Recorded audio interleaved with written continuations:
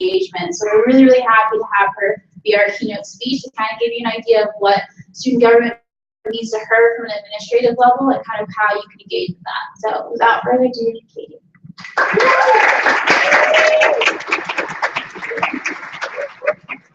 Thank you. This is very nice. So, for those of you who don't know me, I'm Katie Hanlon-Bonner. I'm the Executive Director of the Office of Student Affairs. I see spirit fingers, thanks.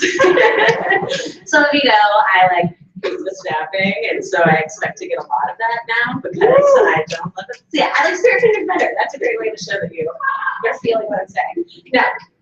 So I would like to thank you guys for inviting me to speak with you all tonight. I think a major part of what I do and hope that our office can encourage and what we like to see students do is be engaged on campus. So I think that this kind of falls really nicely, hopefully, with your theme for tonight. And I realize that for a lot of you, you probably just get communications from me via email. So it is very nice to have an opportunity to address you in person and put a face with the Catherine J. Hanlon who comes through on your emails about all kinds of student government related things that you guys want to share with the student body. So when I was asked for a little bit of direction, Elizabeth shared with me that tonight's topic was engagement. And while everyone in this room is certainly engaging because of your winning personalities, I think it's important to really reflect on like, what does engagement really mean? And I'd like you to take some time to consider about how you're engaging with your peers and with the Penn community, specifically through the lens of your student groups. Sorry, I'm getting ahead of myself here a little bit. Most importantly, I want you to consider why you're engaging. What is your motivation? One of the hallmarks of effective leadership, I believe, is service. I don't mean this in the sense of volunteering at a soup kitchen or putting on a winter coat drive, though those things are very worthwhile endeavors. What I mean is viewing leadership itself as an act of service, focusing on how your efforts can improve the experience of others. At the risk of falling into the cliche-ridden territory of sports-based leadership metaphors, let me share the following quote from an unknown coach. It's not attributed to anybody, but I think it's a great quote. My responsibility is getting all my players playing for the name on the front of the jersey, not the one on the back. Now, this quote resonates pretty strongly with me because some of the typical banter that occurs in my house at this time of year on a Sunday night or Monday or Thursday or whatever other day they add football, it is between my husband and I. And he's a rabid Eagles fan. He could tell you every player from every season from the year that he was born and probably before. I'm a Steelers fan. I probably couldn't tell you more than 2 or 3 players in any given season. But I love them just as much as he loves the Eagles. Now, my inability to rattle off these names often results in him getting frustrated and saying, how can you call yourself a true fan if you don't know who plays on the team? And my answer to this is pretty simple. I cheer for the team. I don't cheer for the players. I cheer for the team. So does the team need to have exceptional players to have a great season? Definitely. Do I get upset if they don't do really well? Certainly. Will I stop cheering for them next season if it's a bad season? No. If my favorite player leaves, will I stop being a Steelers fan? No. Now this may seem irrelevant, but I think it really relates to your student organizations. Each of you was elected or appointed or selected into your position because somebody or a bunch of somebodies thought you'd be the best for the role. Oftentimes your peers on campus don't know your titles or your positions, but they know about the work of your groups, your teams. The challenging thing as individuals is to remember that you have been gifted the opportunity to hold these various roles at Penn. You, and this might be hard to hear, are temporary players. Like football players who move on to other teams or retire, you too move on to other endeavors or graduate. However, the organizations will continue to persist. Now, I don't say any of this to imply that because your time in an organization may be brief, that it is not important. You are one person in a line of former and future students who has been given the opportunity to do your best and serve to your utmost behalf serve to your utmost on behalf of your peers. Your challenge as leaders of your various student groups is to determine how you can get everyone playing for the team as opposed to themselves. How can you ensure you leave an organization better than how you found it? The first step in doing so is to commit to your own role with an attitude of service. Model the attitude you want your group members to have. Don't come to the game looking out for yourself or your legacy. Don't worry about being legendary or setting any records. Worry about being the best in your role for the good of the team. Consider how you can help others improve in their position. Focus on building a team, not your reputation.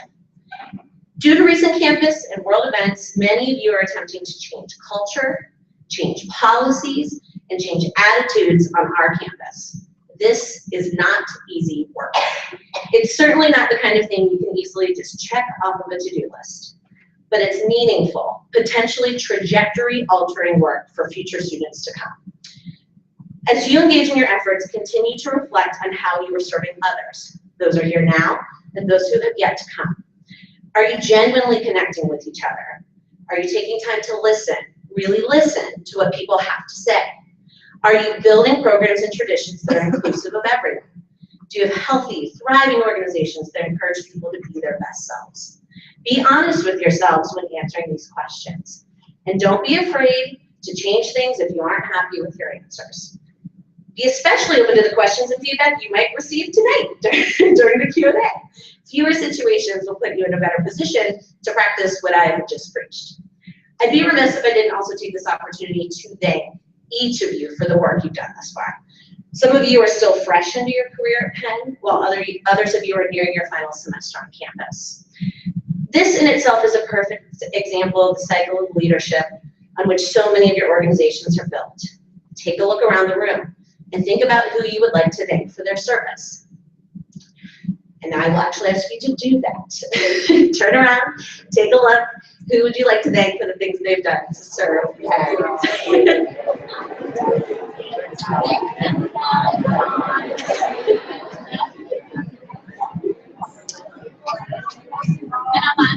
All right. And now that you've thanked one another, it's time to get back to serving. So thank you very much. Have a great night. Good luck with Santa School.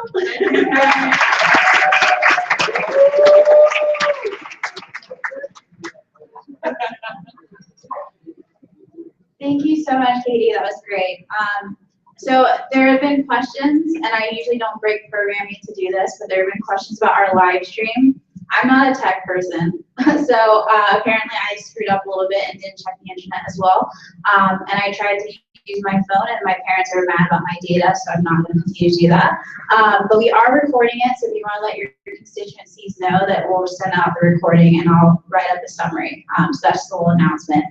Sorry for that break in the programming. So we're going to get to the part which I'm sure you guys love, which is getting to meet our leaders and then also getting a chance to interact with them.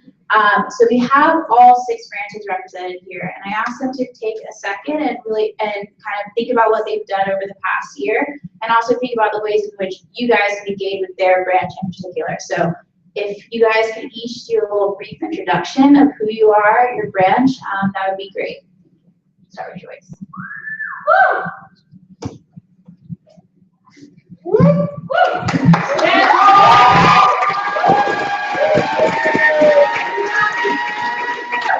Hi everyone, my name is Joyce Kim. I'm the president of the Undergraduate Assembly.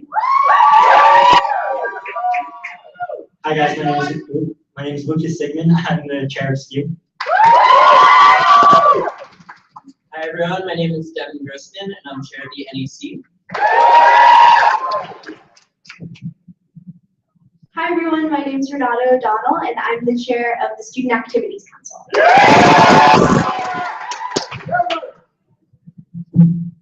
Hi everyone, I'm Ariel, and I'm the 2015 class president.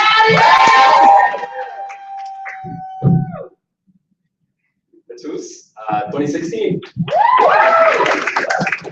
Darren Tommaso, class board 2017 president.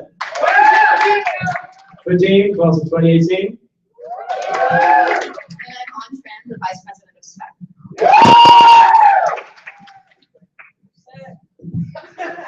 So I'm going to invite each of the leaders to come up and just speak briefly. So Joyce, you want to start?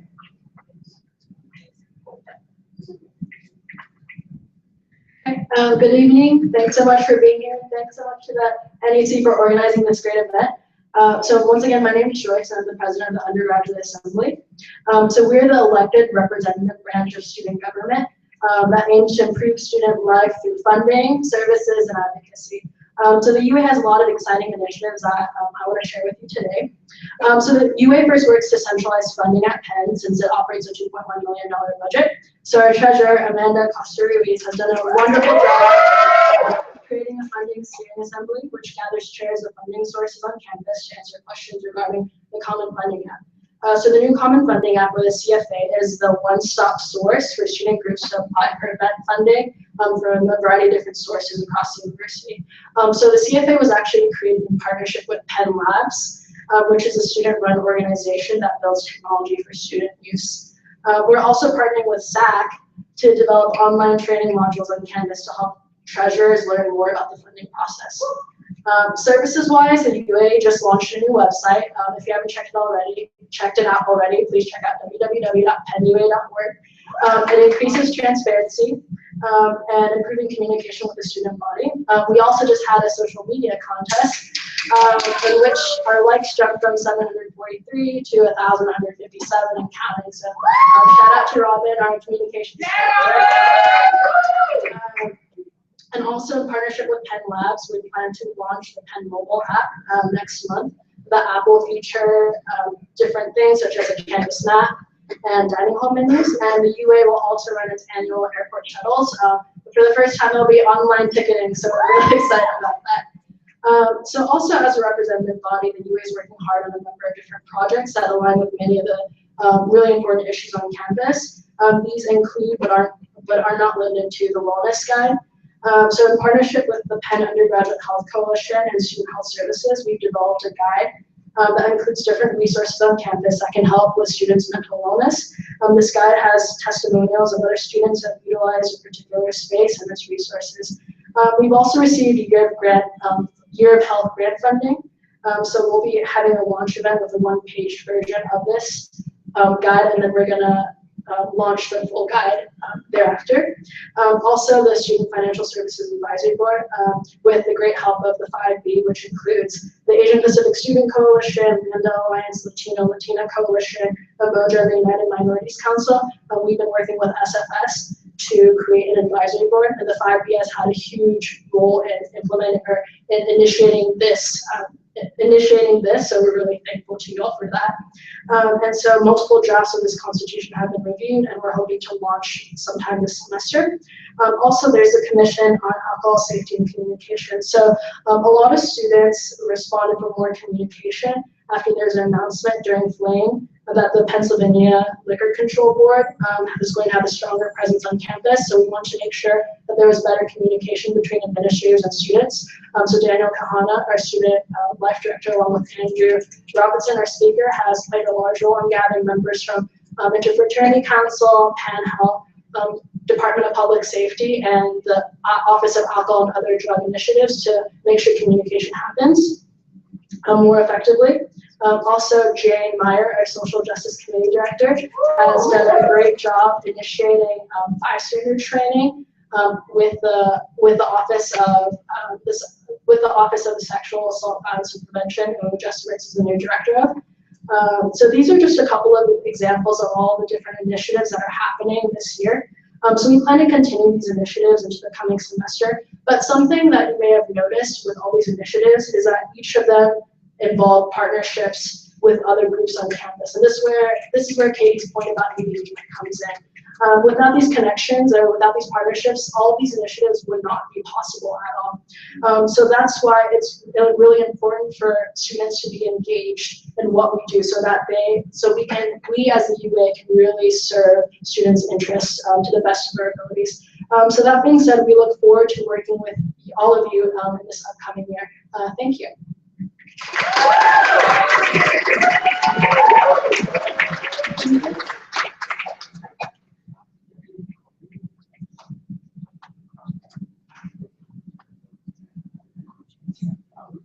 Hey guys, I'm Lucas. I'm the chair of the Student Committee in Undergraduate Education. And I'm going to start off tonight by telling you about a very exciting project that we recently released just a couple weeks ago called the Roadmap to Research.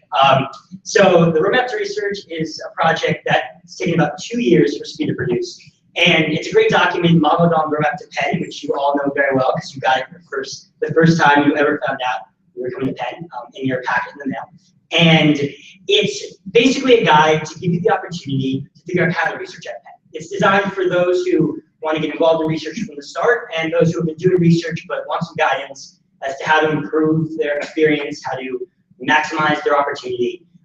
So if you want to access the document, go on to our website, cu.org/roadmap to research, and check it out. It looks really awesome. We did a great job on it, I don't say so myself. And you'll really enjoy it. So the other exciting thing that's coming up this year is that it is SKU's 50th anniversary. And along with that 50th anniversary comes our 50th anniversary white paper. So 50 years ago, when the Student Committee on Undergraduate Education was formed at Penn, it was essentially the first type of student government to exist in the country. It was a big deal. And the first thing that SKU did, starting in January 1966, was produce what they called the SKU Report on Undergraduate Education. It was a policy report. And as the think tank at Penn, giving policy recommendations to the provost's office, to the president's office, and to all aspects of the university, this kind of report has a major impact on what you see on campus. So if you look around you on your day-to-day life, the big things that you experience, stuff like NSO, stuff like pass-fail grading, stuff like Penn Course Review, all came out of these SKU white papers. And in that first report, they did stuff like coeducation, did stuff like pass-fail grading, they evaluated the sector requirements. And since then, every 5 years, SKU has produced a similar report. So in 2015, beginning of next semester, we will be releasing the next white paper.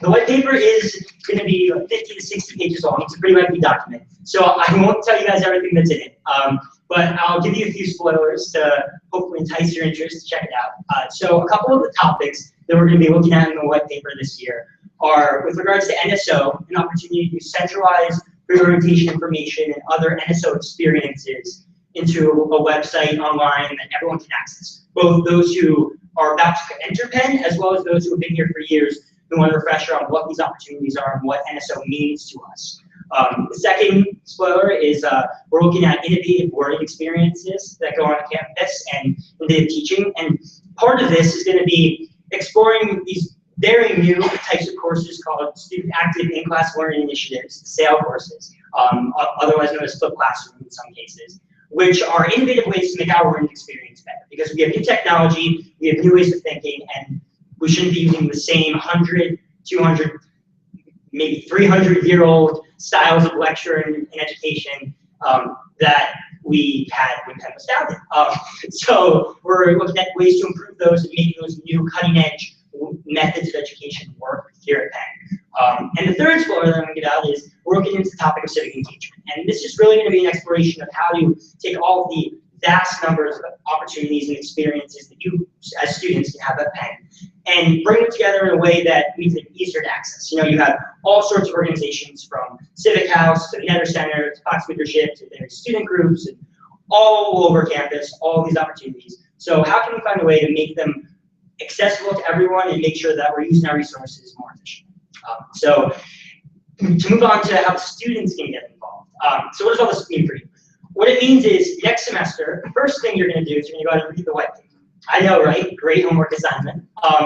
And